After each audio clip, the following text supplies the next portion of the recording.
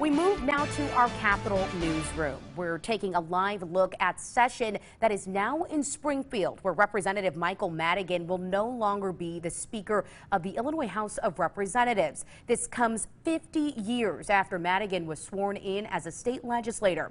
After working through a late night, the Illinois Senate has now reconvened, as you can see there on your screen, to close out the 101st General Assembly.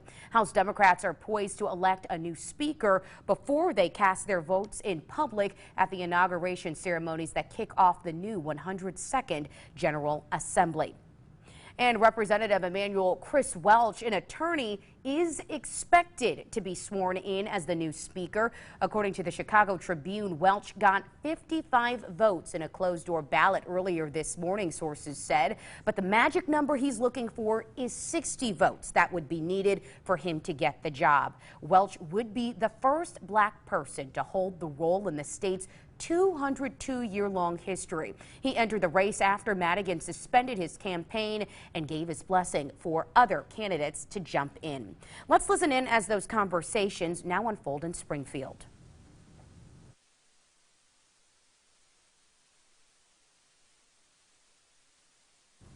And they're currently in recess, but we will continue to follow this story as it develops, as they're gathering, of course, in socially distanced formats. Obviously, COVID-19 playing a very big role in how they navigate, but of course, CIProud.com will have the latest updates.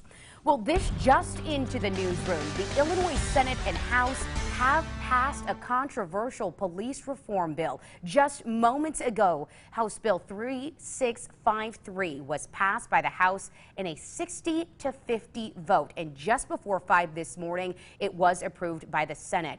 A modified version of the comprehensive police reform plan would do the following: eliminate cash bail within 2 years, allow the use of deadly force only when an officer acts in self-defense or is defending others from bodily harm, makes it easier to decertify officers by eliminating signed affidavit or of complaints, limits the purchase of specialized tactical equipment, and mandates the use of police body cameras for all officers by 2025. Now, a provision which would have removed qualified immunity for individual police officers, potentially exposing them to civil lawsuits, was eliminated from the version of that new bill.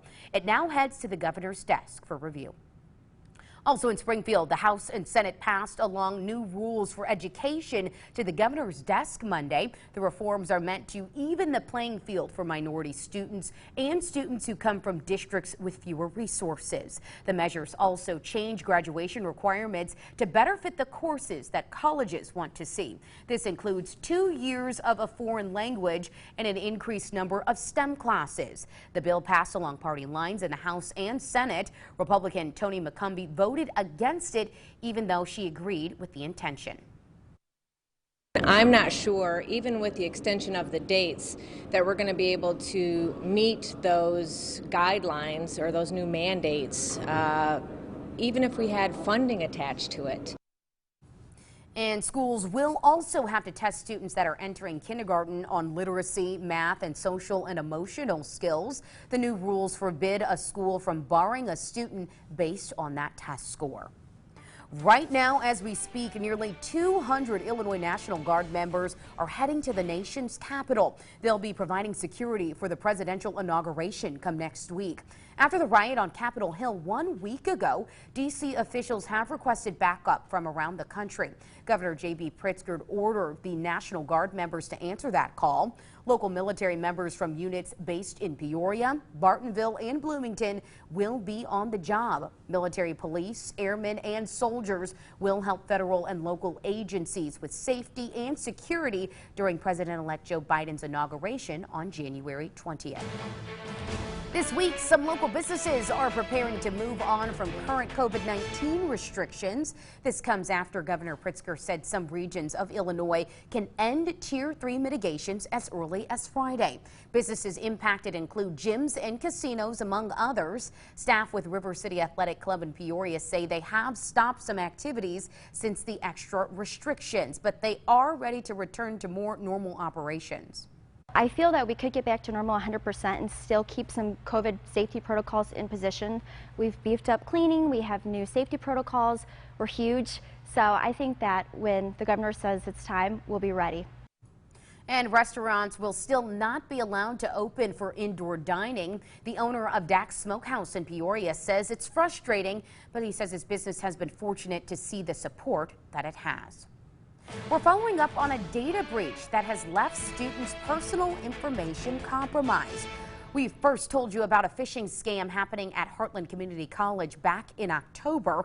The breach forcing the college to temporarily shut down all online activity to contain it. Students telling us that because of the breach, their personal information, including social security and credit card numbers, is all accessible online for hackers. Heartland Community College says that it has contacted students about that matter.